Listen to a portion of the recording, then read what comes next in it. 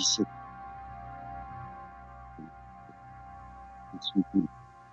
Avez-vous besoin de la novlangue de France Culture pour vous exprimer?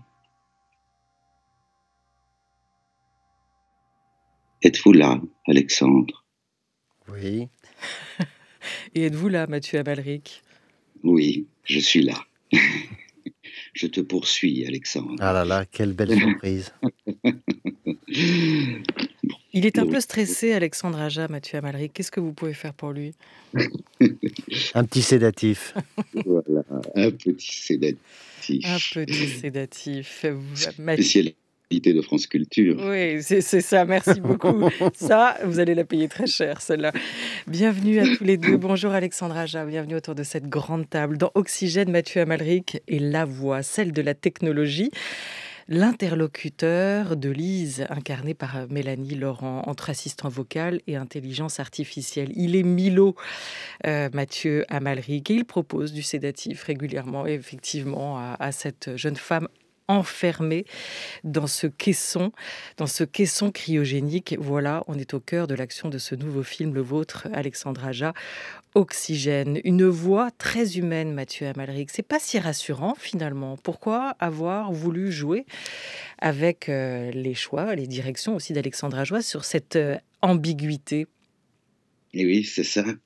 C'est quoi le nouveau pouvoir aujourd'hui? Par quoi on passe? Et là, Alexandre, qui travaille sur le cinéma de genre, ça qui moi, je suis attiré par son cinéma. J'avais envie, quand il m'a invité dans son monde, j'étais complètement excité.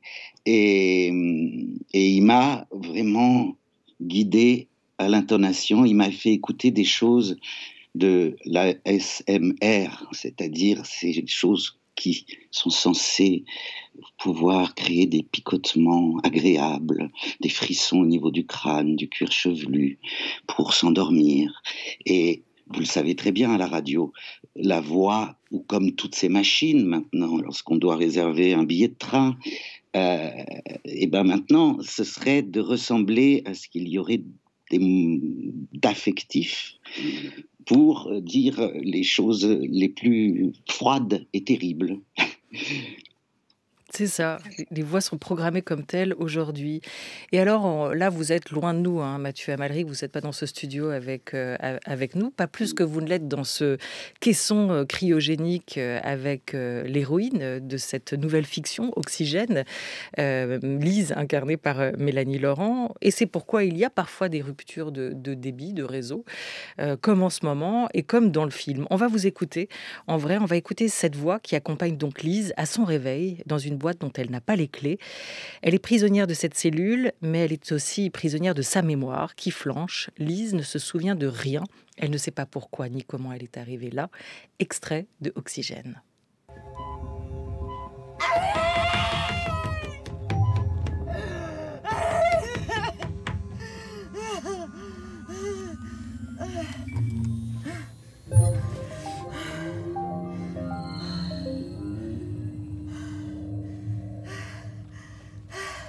Panne système. Niveau d'oxygène à 35%.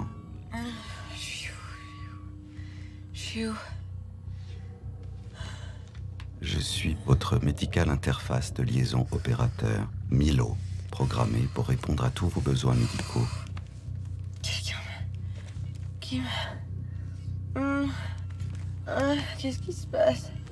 Pourquoi je me souviens de rien? Vous êtes dans un état de grande agitation. Aimeriez-vous un sédatif?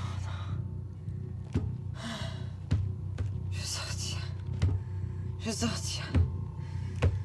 Je ne suis pas en mesure d'accéder à cette requête pour le moment. Qu'est-ce qui se passe?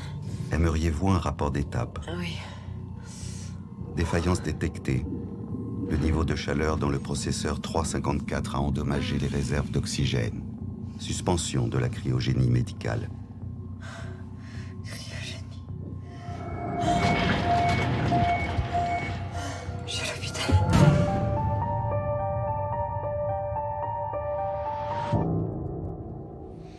Alexandre Aja, c'est vrai que c'est Milo qu'on aurait envie de piquer de temps en temps, hein, au contraire. Et si votre seul secours, et si la seule personne sur laquelle vous pouviez compter dans un moment, une situation où vous êtes bien embarrassé, c'était une intelligence artificielle, c'était cette voix, c'était cet accompagnateur qui devient aussi par moment celui qu'on a envie d'étrangler, en tout cas si on se place à la place de l'héroïne. Pourquoi avoir choisi Mathieu Amalric?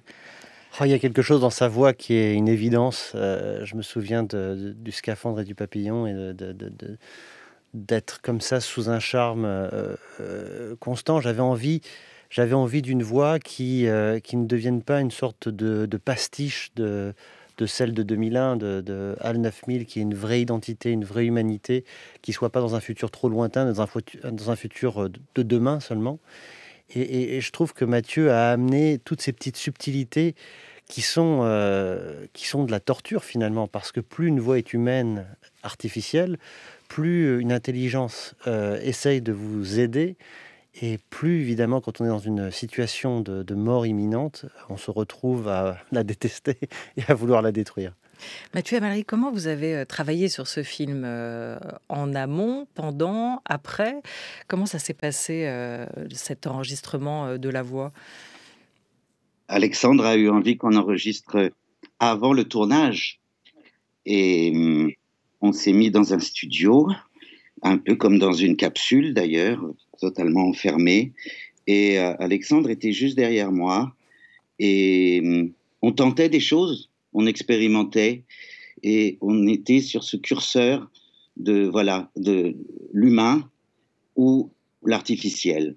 Et c'était un travail presque je dirais, de prononciation et de voir comme ça jusqu'où.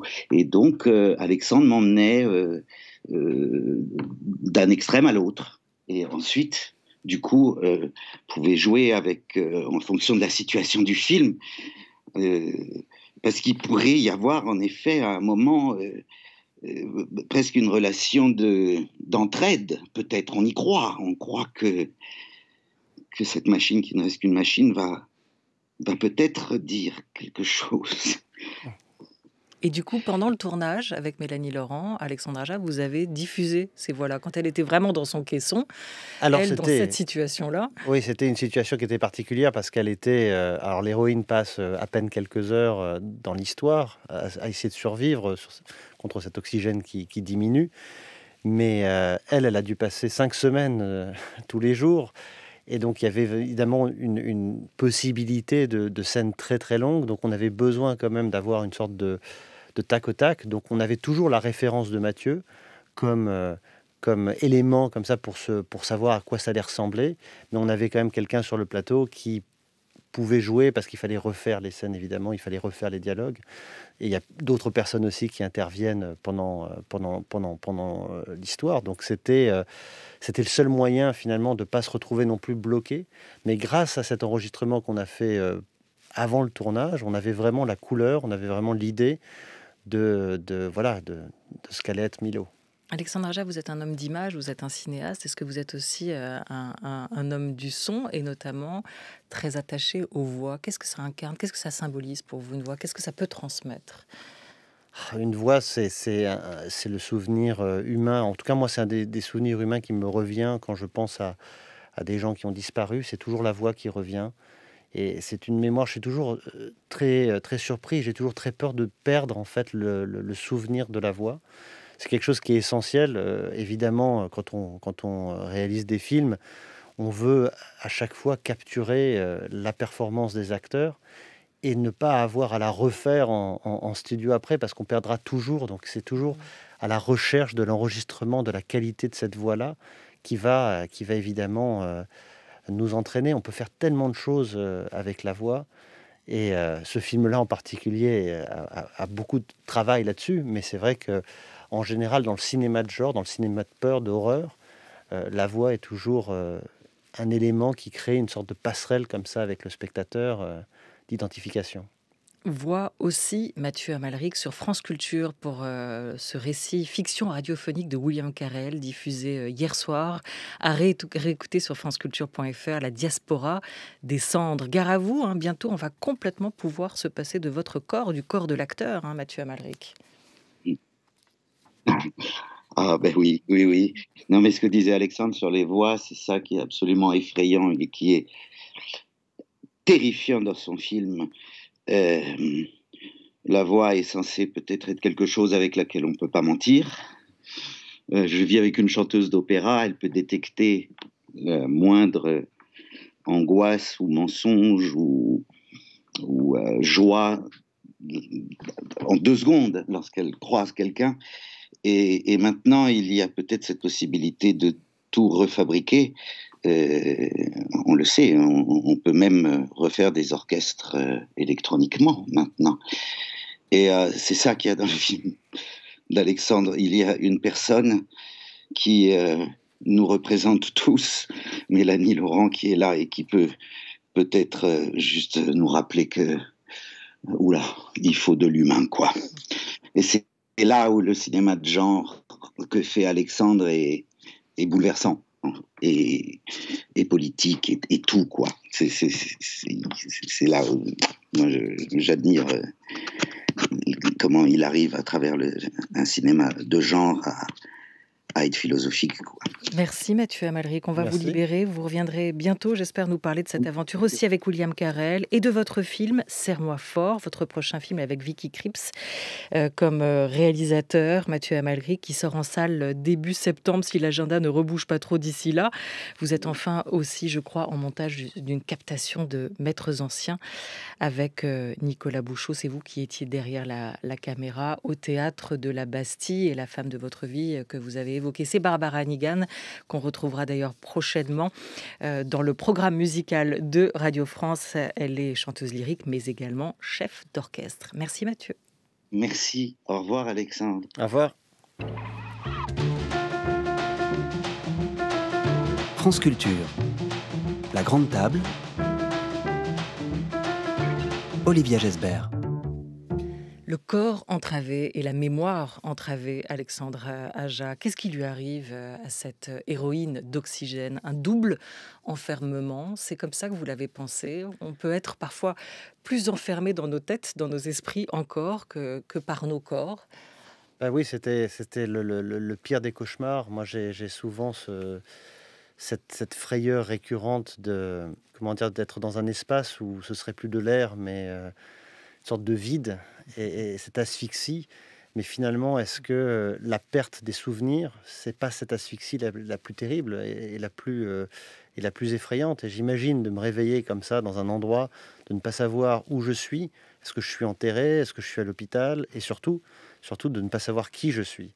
Je pense que cette angoisse par-dessus est vraiment le moteur du film, et c'est ce qui crée un peu ce labyrinthe mental qu'elle va devoir explorer pour essayer de s'en sortir. Aujourd'hui, vous savez qui vous êtes? Non, mais est-ce qu'on le sait vraiment?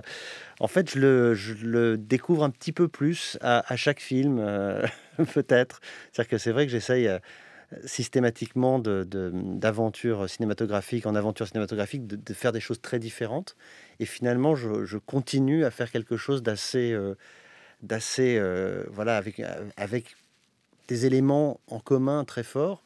Et c'est ces éléments-là qui me permettent de peut-être comprendre un peu plus voilà, qui je suis. Voilà, et cette quête-là, elle n'est pas forcément angoissante. Cette quête, cette recherche de qui nous sommes et qui nous sommes aussi au milieu des autres peut aussi créer un plaisir. En fait, c'est important de savoir où on avance ou d'essayer de se comprendre.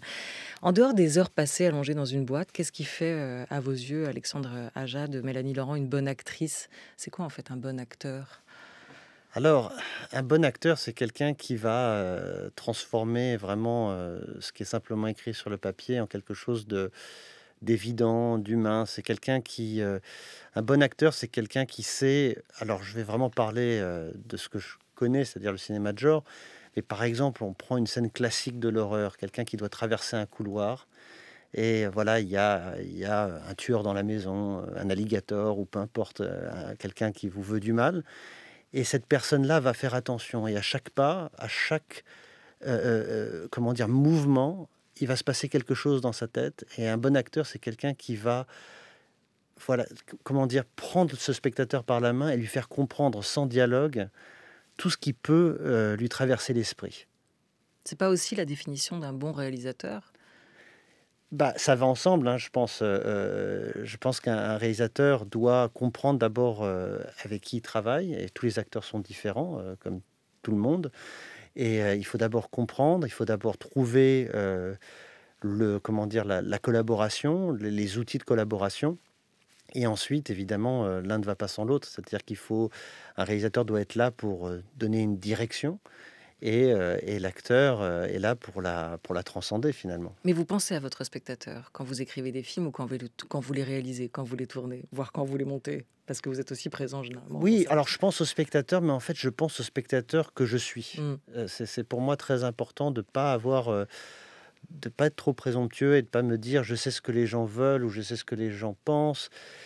J'essaie vraiment toujours de rester à ma place, parce qu'avant d'être réalisateur, je suis vraiment un cinéphile, un spectateur, un très bon spectateur, un très bon public, vraiment. Et donc, j'essaie toujours de me remettre un petit peu comme étalon pour pouvoir me dire, voilà, ça, je comprendrais, ça, j'aimerais, ça, non, c'est différent. Et donc, ça me permet un petit peu de filtrer. Ici, pour Oxygène, à voir à partir de mercredi sur Netflix, vous n'êtes pas l'auteur du scénario, hein, c'est Christy Leblanc. Vous l'avez adapté, ce scénario. Qu'est-ce que vous avez mis de vous dans cette histoire, dans ce film? Alors, c'est-à-dire que j'ai toujours travaillé sur tous les scripts. Après, le système américain à Hollywood est très différent. C'est-à-dire que, on ne peut pas rentrer dans les détails, mais il faut prouver à l'union des scénaristes qu'on a changé plus de 50% du script pour pouvoir être crédité. En réalité, finalement, on travaille toujours sur les scripts. Et pour moi, c'est une étape qui est peut-être la plus importante. C'est le moment où je m'approprie un film, où je mets un petit peu plus de moi dans le scénario. Mais en général, au départ, si je réponds au scénario, c'est qu'il y avait quelque chose de moi déjà dans le scénario, ou du moins quelque chose d'universel qui m'a parlé. Pour le cas d'Oxygène, j'ai trouvé que cette adaptation en français, ce qui est assez, pour moi, quelque chose de nouveau, vu que d'habitude, je fais le contraire. Hein, j'adapte des scénarios en français, en anglais, vu que j'écris en français. Et là, il y avait une opportunité peut-être d'aller vers quelque chose de plus européen dans la sensibilité, de plus mature, d'explorer un peu plus cette quête existentielle de qui nous sommes face à la mort. Et donc j'ai fait un petit peu un tri dans le scénario qui était peut-être un peu plus classique science-fiction hollywoodienne vers quelque chose d'un peu plus personnel. On ne peut pas donner les clés du film, mais quand même, on sait qu'il y a une part d'espace dans ce film, c'est inconnu. Ça, c'est au-delà, c'est un univers qui vous fascine. C'est les grandes questions. C'est vrai que pour moi, la science-fiction, le cinéma de genre, le survival en général, est à son meilleur quand on touche ce questionnement. Quand on apporte une petite part de réponse, ou au moins la question, déjà, c'est pas mal, sur, est-ce qu'il y a une vie au-delà de la pandémie, au-delà du virus? Est-ce qu'il y a un futur? Et finalement, ce survival devient de plus en plus concret aujourd'hui. C'est ce qui était troublant, parce que le scénario était écrit avant ces mois de confinement et ce virus, et finalement parle beaucoup de ce qu'on est en train de traverser. Et c'est intéressant, en voyant le film, on repense à Thomas Pesquet, dont on a beaucoup parlé, lui et ses acolytes, qui ont rejoint la Station spatiale internationale, et qui n'est pas si loin, finalement, à quelques 400 km de la surface de la Terre. Et déjà, c'est un monde totalement inconnu qu'il traverse et qu'il regarde. Et c'est intéressant aussi de se regarder de loin, tel que nous vivons aussi aujourd'hui. Alors, vous avez souvent fait référence à Stanley Kubrick, à Shining, que vous avez vu beaucoup trop jeune, Alexandre Aja. Vous évoquiez aussi l'ordinateur HAL de 2001, l'Odyssée de l'espace. On va écouter Kubrick lui-même. J'ai toujours aimé ce genre de littérature, mais j'avais le sentiment de n'avoir jamais vu de film qui puisse rendre justice à ce genre que je définirais comme un équilibre fragile entre le psychologique et le surnaturel.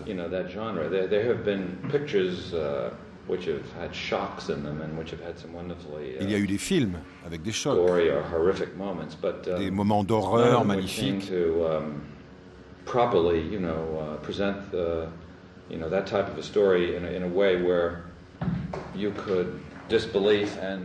Mais aucun film capable de faire tomber les barrières de votre incrédulité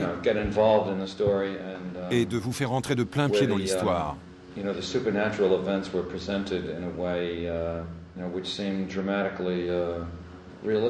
n'y a pas eu de film où le surnaturel soit montré de manière réaliste. Voilà, Stanley Kubrick avec Michel Simon pour À voix nue sur France Culture. C'était en 2011. Qu'est-ce que c'est le film de genre, hein? Kubrick en donne une définition qui vous parlera peut-être, Alexandre Aja, un équilibre fragile entre le psychologique et le surnaturel. Voilà ce qui lui plaisait. C'est aussi cette attirance-là que vous avez pour ce qu'on a créé comme étant une catégorie de films. Mais en tout cas, ce que les films de genre, ce cinéma-là vous permet, à vous. Moi, il y a une partie d'exorcisme. C'est vraiment toutes ces peurs qui m'habitent et qui me traversent, qui sont présentes tout le temps. Et je pense comme tout le monde, hein, on vit avec nos angoisses, on vit avec ce qu'on lit, ce qu'on regarde, ce dont on a peur. On vit aussi dans une société, en tout cas moi, très protégée. Et finalement, quand on se retrouve exposé comme ça avive encore plus. Et le genre, le cinéma d'horreur, de tension, le survival et même la science-fiction, me permettent comme ça de quelque part de me débarrasser de ces peurs. Mais c'est vrai qu'il y a une partie psychologique très forte, hein. C'est un bon film de genre, c'est un film justement qui crée cette passerelle comme ça et qui fait qu'on ne regarde pas, on vit. Et quand on regarde Shining, évidemment, on est dedans, on est enfermé. Le visage de Wendy, la femme de Jack Torrance dans Shining, est une sorte d'humanité dans sa terreur la plus extrême, qui restera comme une sorte de, pas de cauchemar, mais d'une sorte d'identification. On a peur comme ça de la personne dont on est le plus proche, son propre mari, c'est terrible. Il y a une puissance politique du cinéma de genre, il y a une dimension subversive. Et quand vous évoquiez le côté exutoire de vos propres peurs, elles rejoignent souvent d'ailleurs les angoisses collectives. Il y avait la question des essais nucléaires dans La colline à des yeux en 2006, ce remake de Wes Craven que vous avez réalisé. Là, on s'attaque à une question plus large, celle aussi d'un virus et des pandémies dans Oxygène. C'est une revanche de la nature aussi, cette revanche de la nature qu'on a tous raison, qu'on est en droit de craindre aujourd'hui, à vos yeux, Alexandre Aja. Il y a quelque chose qui est en train de se passer, et c'est vrai que ces mois de confinement nous ont montré finalement une sorte de nature qui revenait d'une manière un petit peu inattendue, ou beaucoup plus vite. Et évidemment, quand on travaille dans la science-fiction, on pense tout de suite à, voilà, finalement, ça ne prendrait pas tellement de temps pour adresser quelques problèmes majeurs, mais il y a toujours cette idée qu'on a franchi une ligne et on a fait des choses qui sont malheureusement peu rattrapables, et finalement on essaie toujours de trouver une solution. C'est un peu la définition de la nature humaine, quelque part, de chercher une solution, de chercher une manière de s'adapter ou une manière de survivre. Et finalement on se dit, est-ce que c'est ailleurs, est-ce que c'est là? C'est toujours le thème de la science-fiction, mais quelque part, c'est aussi pour nous réveiller, pour nous dire, bon, il n'est peut-être pas trop tard, il faut peut-être s'y mettre. Ce sont aussi ces mois de confinement, cette pandémie qui a fait que ce scénario qui aurait dû être adapté, réalisé en Angleterre, a été finalement transposé en France et en français. Qu'est-ce que cette pandémie a fait au cinéma français, Alexandre Aja, ou au cinéma tout court, comme producteur notamment? Comment vous voyez-vous la suite aujourd'hui? Au moment où ça a commencé, moi j'étais en préparation d'un autre film au Canada, un film américain, et comme tous les tournages à travers le monde, tout s'est arrêté. On est tous rentrés et il y a eu comme ça une sorte de prise de conscience que cette bulle dans laquelle on vivait n'était pas finalement si solide que ça. Et pour le coup, elle a vraiment éclaté. On a vraiment eu l'impression, et toujours, hein, que c'était pas que c'était pas une chose acquise de pouvoir travailler, de pouvoir aller au cinéma, de pouvoir découvrir. Alors bon, on a continué. Moi, j'ai regardé des tonnes et des tonnes de films comme d'habitude, malheureusement loin des salles. Ça c'est quelque chose qui a beaucoup manqué. Et puis quelque part, d'un point de vue d'industrie, ça a changé plein de choses parce qu'il y a eu une sorte de consommation plus à la maison. Donc ça a été vraiment un énorme booster pour toutes les plateformes comme Netflix ou Amazon. Mais en même temps, ça va changer, je pense, l'industrie sur le long terme. Les salles vont revenir très vite, donc ça c'est fabuleux. On va pouvoir retourner au cinéma. Et en même temps, j'ai l'impression qu'il va y avoir une sorte de nouvel équilibre entre... Il pourra y avoir des deux. L'un va pas forcément tuer l'autre. Ah, pas du tout. Moi, voilà, avant que tout ça commence, je regardais autant de films chez moi qu'au cinéma. Donc je pense que ça va continuer comme ça. Il y a un équilibre. Quand on va en salle, on va voir un film comme Crawl, par exemple, qui se passe dans la tempête. C'est un film qu'il faut voir en salle sur un grand écran. Il y a des films de salle, mais après, c'est toujours la puissance narrative d'un film. Quand on lit un bon Stephen King, on parlait de Shining, quand on lit un bon Stephen King dans le bus, on s'échappe très vite de là où on est. Donc c'est pas la taille de l'écran finalement qui va faire la puissance des images. Après, évidemment, c'est toujours bien de les voir en très grand.